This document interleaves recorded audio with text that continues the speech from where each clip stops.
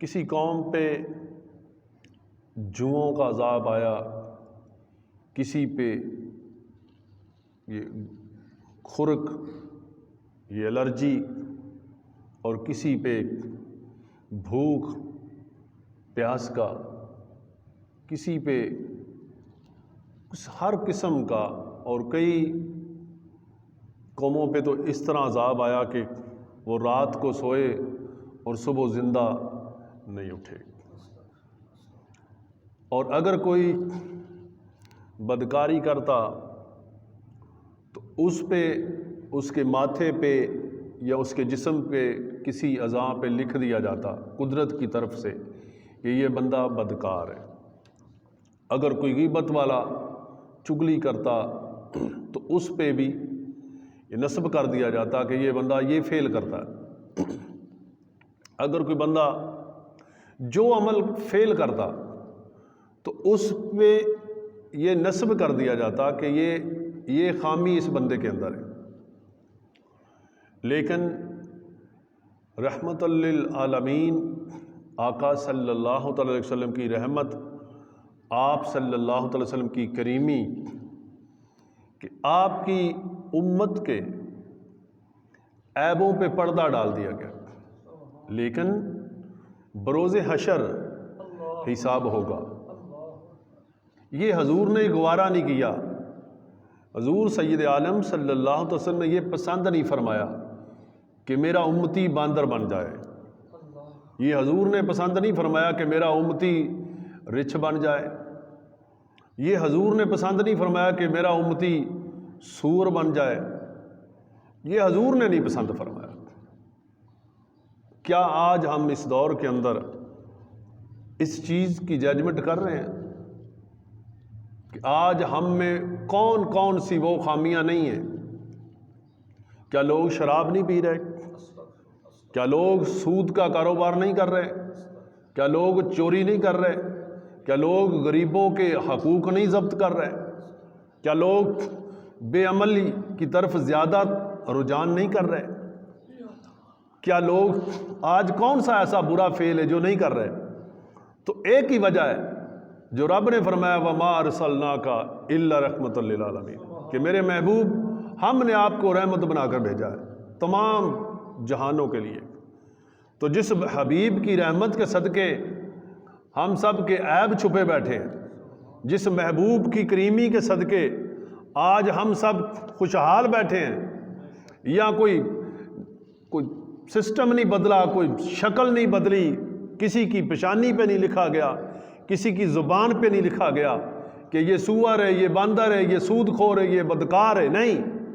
تو اس کی ایک ہی وجہ ہے کہ حضور سید عالم صلی اللہ علیہ وسلم کی نسبت اور امت مسلمہ، کیا آج ہم اس نسبت کا پاس کر رہے ہیں؟ اس نسبت پہ اللہ کا شکر ادا کر رہے ہیں کہ اللہ تبارک و تعالیٰ نے آپ کو یہ اعزاز بخشا، یہ انعام بخشا کہ تمہارے عیبوں پہ پردہ ڈال دیا۔ اور ہماری ایک بدقسمتی ہے کہ ہم سمجھتے ہیں کہ جناب ہم بڑے نیکوکار ہیں، بڑے جناب بڑی بات ہے۔ بڑی بات کوئی نہیں، بس حضور کی رحمت کے صدقے ہے۔ لیکن یاد رکھو ایک ایک لمحے کا حساب موت کے بعد دینا پڑے گا، ایک ایک عمل کا حساب دینا پڑے گا۔ جو تم عمل کر رہے ہو، جو تم اس دنیا کے اندر بیج رہے ہو، وہ تمہیں کاٹنا پڑے گا۔ جو بیجو گے وہی فصل تیار ہوگی۔ تو اگر مسلمانوں، اگر تم فصل محبت رسول کی بو گے، غلامی رسول کی، رسول اللہ صلی اللہ علیہ وسلم کی نسبت کی، حضور علیہ الصلوۃ والسلام کے عشق کی، حضور علیہ الصلوۃ والسلام کے دامن کے ساتھ وابستگی کی، تو پھر میرے دوستو بروز حشر بھی تمہیں یہی اسی نسبت کا صدقہ تمہاری شفاعت کی جائے گی، تمہاری بخشش کی جائے گی، قبر میں بھی تمہارا پاس کیا جائے گا، حشر میں بھی پاس کیا جائے گا، اور پل صراط پہ بھی پاس کیا جائے گا۔ مسلمانوں ذرا اپنے ایمان کی ڈیفینیشن کر کے دیکھو، اپنے ایمان کو پرکھ کے دیکھو، خود فیصلہ کرو، کسی سے فیصلہ نہ کراؤ، کہ ہم کیا ہیں، ہم کیا ہیں؟ ہم سب کے اندر ایک پرزہ اللہ کی ذات پاک نے ڈال دیا، ہر ایک کے اندر۔ اس سے فیصلہ کراؤ کہ ہم کیا ہیں، ہمارے عمل کیا ہیں، ہم کس طرف جا رہے ہیں، کس سمت جا رہے ہیں۔ میرے دوستو، قرآن پاک سے میں نے کچھ تلاوت کی جس کا ترجمہ اللہ تبارک و تعالیٰ نے یہ واضح طور پہ دورہ حاضر کے اندر، اس دور کے اندر آج جو ہمارے اندر جو خامیاں ہیں، جو کمیاں ہیں، جو کوتاہیاں ہیں، اور جو ہمارے اندر خصوصیات ہیں، یعنی ساری دنیا تو غلط نہیں ہے، جو لوگ اچھے لوگوں کی اللہ نے یہاں پہ نشانی فرمائی ہے، نشاندہی فرمائی ہے، وہ کیا کرتے ہیں، ان کی وجہ بیان فرمائی، وہ کیسے لوگ ہیں۔ اللہ فرماتا ہے کہ یعنی تم ان سب امتوں میں سے بہترین امت ہو، یعنی جتنی امتیں پیچھے گزری، 1,00,000 کئی ہزار انبیاء علیہ السلام گزرے، لیکن قربان جائیں کریم آقا کی کریمی کے کہ حضور کے صدقے اللہ فرماتا ہے کہ تم یعنی تم ان سب امتوں سے بہترین امت ہو جو لوگوں میں ظاہر ہوئے۔ اب یہ ظاہر کا مسئلہ ہے کہ ظاہر کون ہوئے۔ ایک بندہ نشہ فروخت کر رہا ہے، شراب فروخت کر رہا ہے، کوئی بھی برا عمل کر رہا ہے، وہ بھی ظاہر ہے۔ ایک بندہ بدی کر رہا ہے اور ایک بندہ نیکی کر رہا ہے، ایک بندہ لوگوں کو دین سے دور کر رہا ہے اور ایک بندہ لوگوں کو دین کے قریب کر رہا ہے۔ اللہ فرماتا ہے یعنی تم ان سب امتوں سے بہترین امت ہو جو لوگوں میں ظاہر ہوئے، کیونکہ تم نیکی کا حکم دیتے ہو اور برائی سے منع کرتے ہو۔ قرآن نے یہاں پہ نشاندہی بیان فرما دی کہ وہ تمام امتوں سے بہترین امت ہے۔ اب امت یہ نہیں کہ امت ہو تو پوری، خاص لوگوں کی نشاندہی بیان فرمائی۔ کون بہترین ہے کہ جو ان میں خاصیت کیا ہے؟ اللہ فرماتا ہے کہ تم نیکی کا حکم دیتے ہو اور برائی سے منع کرتے ہو۔ یہ ان کی خاص نشانی ہے کہ وہ نیکی کا حکم دیتے ہیں اور برائی سے منع کرتے ہیں۔ اس چیز کو لے کے ہم نے آج اس دور کے اندر چلنا ہے اور اس جماعت کے ساتھ وابستہ ہونا ہے۔ اس جماعت، وہ یہ جو قرآن کہہ رہا ہے کہ ان لوگوں کی پہچان کیا ہے۔ دیکھیں بنی اسرائیل کے اندر 80 سال لگاتار بندہ عبادت کرنے والا، دنیا کے تمام کاروبار چھوڑ کر، وہ بھی موجود ہے، اور پتھر کے اندر بھی 300 400 سال عبادت کرنے والے بھی موجود ہیں بنی اسرائیل کے اندر۔ 100 200 400 500 سال عمر پانے والے بھی بنی اسرائیل کے اندر سالک موجود ہیں، لیکن ان سب کا یہاں پہ خالق کائنات ذکر نہیں فرماتا۔ اللہ فرماتا ہے تم ان سب امتوں میں سے بہترین امت ہو۔ کون؟ کہ تم نیکی کا حکم دیتے ہو اور برائی سے منع کرتے ہو۔ یہ دو چیزوں کا خاصہ ٹھہرا، قرآن کہہ رہا ہے۔ اب میرے دوستو، فیصلہ ہم نے کرنا ہے خود، امت مسلمہ نے، کہ ہم نے بہترین لوگوں میں جانا ہے یا برے لوگوں میں جانا ہے۔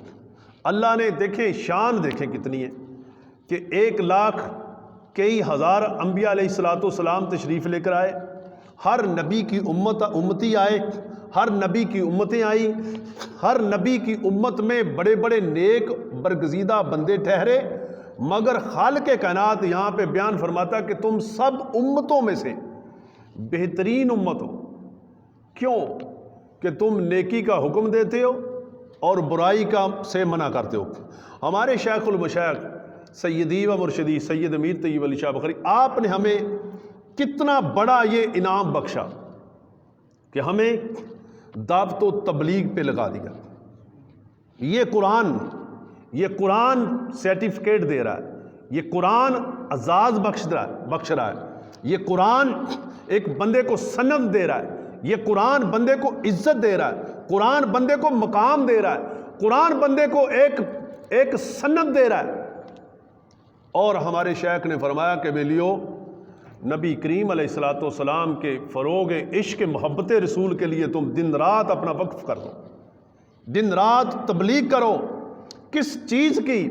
میرے نبی کے عشق کی، میرے نبی کی محبت کی، میرے نبی کی غلامی کی، میرے نبی کی نسبت کی، میرے نبی کی سیرت کی، میرے نبی کی صورت کی، میرے نبی کی سنت کی، میرے نبی کی ہر عمل کی تم تبلیغ کرو، تبلیغ کرو۔ اب تبلیغ یہ قرآن جو کہہ رہا ہے، اب جب آپ نے تبلیغ کی، لوگوں کو برائی سے منع کیا اور نیکی کی دعوت دی، اب قرآن کہتا ہے کہ تم سب امتوں میں سے بہترین امت ٹھہرے۔ تم نے عمل کون سا کیا؟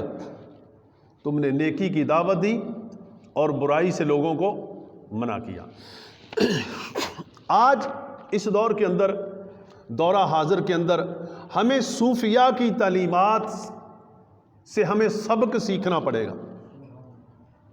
نمبر 1 کہ صوفی کو سمجھنا پڑے گا کہ صوفی کون ہے۔ کشف المجوب کے اندر صوفی کی بڑی بحث حضرت سیدنا داتا گنج بخش علی حجویری رحمۃ اللہ علیہ نے ڈسکس کی ہے کہ صوفی کس کو کہتے ہیں، بڑی لمبی ڈیٹیل کے ساتھ۔ میں اتنی لمبی بحث میں نہیں جاتا، کیونکہ میرے کو پاس وقت بہت قلیل ہے۔ میں نے صرف ایک پوائنٹ نوٹ کرنے ہیں کہ شاید ان کا کہ شاید کہ اتر جائے تیرے دل میں میری بات، ٹھیک؟ کیا ہم جو بیان کرنا چاہ رہے ہیں، جس طرف ہم قوم کو لے کے جانا چاہتے ہیں، کہ شاید کہ ہمارے دلوں میں یہ بات اتر جائے، شاید اتر جائے۔ تو اگر اتر جائے، اگر یہ بات اتر جائے، حضور کی محبت کی، حضور کی غلامی کی، تو جناب اس دنیا میں، قبر میں، حشر میں ہمارا بلند مقام ہے۔ مسلمانوں، صوفی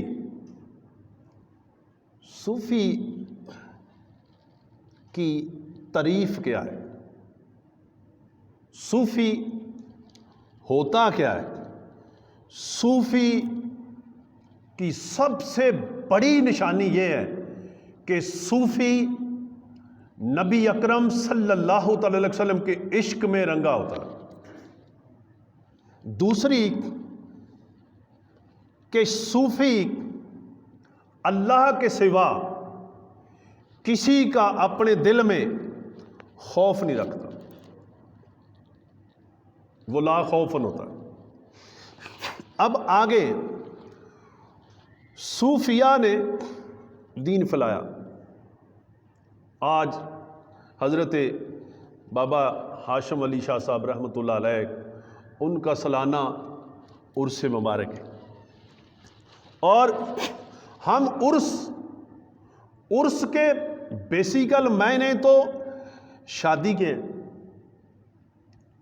شادی، اب شادی کیوں کہا جاتا ہے؟ اب شادی بھئی موت کو بھی شادی، ہم سب عرس تو مناتے ہیں، ہم سب صوفیاء کے ساتھ محبت کا دعویٰ تو کرتے ہیں، لیکن کیا صوفیاء کی سیرت پڑھی؟ صوفیاء کو پڑھا؟ حضرت سیدنا داتا گنج بخش علی حجویری رحمۃ اللہ علیہ جب لاہور کی سرزمین پہ آئے تو آپ کے ساتھ بات اس طرح بھی کیا گیا کہ چھچورے لڑکوں نے آپ کو پکڑ کر مار کے خونو خون کر دیا، بے ہوش کر دیا۔ حضرت سیدنا داتا علی حجویری رحمۃ اللہ علیہ کا کیا قصور تھا؟ کیا آپ کا میسج کیا تھا؟ وہ جیتی جاگتی آج زندہ کرامت کشف المجوب موجود ہے، جس نے کسی پیر کی پہچان کرنی ہو، کسی صوفی کی پہچان کرنی ہو، وہ حضرت داتا گنج بخش کی کشف المجوب پڑھ لیں۔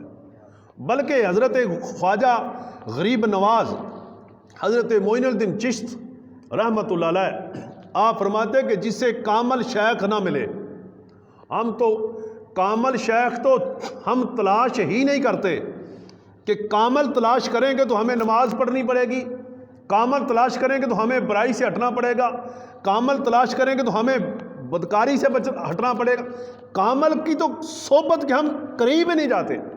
جیسے کہتے ہیں نا کہ یہ سیپٹرون گولی وہ بعض بندوں کو انفیکشن کر جاتی، الرجی کر جاتی، اس طرح ہم دور دوڑتے ہیں کہ اگر ہم اصل صوفیہ کے پاس گئے تو ہمیں پابندی کرنی پڑے گی۔ تو میرے دوستو، دین اور یہ دنیا ہے پابندی ہے۔ ہماری یہ دنیا کتنے عرصے کی ہے؟ ایک بندہ غلطی کرے نا، اس کے خلاف FIR درج ہو جائے اور وہ اپنی بیل کرا لے، ضمانت کرا لے، ضمانت کے بعد وہ تاریخ پہ جائے۔ یہ دنیا ہم سب کے لیے ایک تاریخ ہے، ہم سب تاریخ پہ آئے ہیں، اپنی پیشی بھگتنے آئے ہیں۔ مسلمانوں، جس کو پتہ ہے کہ میں سیشن کورٹ، ہائی کورٹ یا سپریم کورٹ کے جج کی خدمت میں تھوڑی دیر کے بعد کمرہ عدالت میں پیش ہوں گا، وہ ناشتہ نہیں کرتا، وہ کمرہ عدالت کے سامنے سگریٹ نہیں پیتا، وہ اس وقت تک کنفیوژن میں رہتا ہے، وہ پریشان رہتا ہے کہ میں پہلے تاریخ بھگتوں، اس کے بعد یار پتہ چلے گا کہ جج صاحب کیا فیصلہ کرتے ہیں۔ مسلمانوں، ہم اس دنیا کے اندر عیش کرنے نہیں آئے، یہ دنیا آرام کا گھر نہیں، یہ دنیا تکلیفوں کا گھر ہے مومن کے لیے، اور کافروں کے لیے یہ آرام خانہ ہے، اور مسلمانوں کے لیے مشکل کا وقت ہے۔ اور مسلمانوں، ہم سب یہاں پہ ایک تاریخ کے لیے آئے ہیں، ایک پیشی بھگتنے آئے ہیں۔ اور آپ سب کی میں مثال دیتا ہوں، کوئی بھی بندہ جج کے کمرے کے سامنے جا کے کوئی نافرمانی نہیں کرتا، آپ کے کندھوں پہ پرنے وہ نیچے اتار لیتے ہو، پگڑیاں سیدھی، جناب مونچھیں سیدھی، داڑھی سیدھی، کپڑے سیدھے، موبائل بند، اور کمرہ عدالت میں جا کے موبائل بند، مسجد میں آ کے بیلیں ہماری آن ہیں، کمرہ عدالت میں جا کے ہماری ٹانگیں کانپتی ہیں، اور اپنی رب کی بارگاہ میں آ کے ہم اپنے آپ کو پتہ نہیں کیا سمجھ رہے تھے۔ مسلمانوں، یہ زندگی ہماری صرف اتنی ہے کہ آپ لاہور تاریخ پہ گئے اور تاریخ کے بعد واپسی آ گئے، بس۔ ہر انسان کے لیے یہ دنیا یہ ہے، اس کے سوا کچھ نہیں، واپس چلے جانا۔ اب آپ پہ ڈیپینڈ کرتا ہے کہ آپ نے کس طرح سے اس تاریخ کو بھگتنا ہے، اس دنیا کے اس پروسیجر کو کس طرح سے سفر کرنا ہے، اس دنیا کے ساتھ کیا عمل کریں گے۔ تو میرے دوستو، آپ کامیاب اسی ہی صورت میں جائیں گے کہ اگر اس دنیا کے اندر نبی آخر زمان صلی اللہ تعالی وسلم کی سنت پاک کے مطابق زندگی بسر کریں گے، حضور علیہ الصلوۃ والسلام کی سنت پاک کو اپنا ماڈل بنائیں گے، اپنی بخشش کا سبب بنائیں گے، تو میرے دوستو پھر آپ کامیاب جائیں گے۔ نہیں تو یہ ساری زندگی جب بیتنے کے بعد پچھتاوا ہی پچھتاوا ہے۔ میرے دوستو، حضرت داتا گنج بخش رحمۃ اللہ علیہ آپ کی کشف المجوب کا میں واقعہ بیان کر رہا تھا کہ حضرت خواجہ غریب نواز نے فرمایا کہ جسے شیخ نہ ملے وہ داتا صاحب کی کشف المجوب پڑھ لے، اور جسے شیخ نہ ملے وہ کشف المجوب پڑھ لے، جسے کوئی پیر بے عملہ نظر آئے وہ کشف المجوب پڑھے۔ بڑے بڑے اپنے آپ میں جو بڑے بڑے بنے پھرتے ہیں وہ خالی ہو جائیں گے۔ آپ پہچان کریں کہ اصل صوفی کا عمل کیا ہے، صوفی کرتا کیا ہے۔ میرے دوستو، صوفیاء نے تبلیغ فرمائی، اور صوفیاء کی تبلیغ کی برکت سے اسلام پھیلا۔ اب ہوا کیا ہمارے ساتھ؟ جب صوفیاء نے تبلیغ فرمائی، اسلام پھیلا، ہندوستان فتح، پوری دنیا کے اندر اسلام پھیل گیا، تو ایک ساتھ ساتھ ہمارا دشمن تھا، دشمنان اسلام نے اس چیز کو سسٹمیٹیکل طریقے کے ساتھ اس صوفی ازم کا حلیہ خراب کر دیا۔ کسی نے حضرت بابا بلے شاہ رحمۃ اللہ علیہ ساری زندگی ممبر اور محراب پہ آپ نے ڈیوٹی دی، ممبر اور محراب پہ ڈیوٹی دی، اور حضرت اتنے عظیم صوفی حضرت بابا بلے شاہ عبداللہ شاہ بخاری ان کا نام، یہ آپ کی ذمہ داری تھی، اور حضرت بابا بلے شاہ رحمۃ اللہ کے ساتھ کنجروں کو منسوب کر دیا۔ یہ مسلمان قوم اتنی سیدھی سادہ فہم ہے کہ اس نے ججمنٹ نہیں کیا کہ یار ایک بندہ ممبر پہ جمعہ پڑھائے، روزانہ 5 وقت کی نماز پڑھائے، اور وہ کنجروں کے ساتھ کیسے جا کے ناچنے لگا۔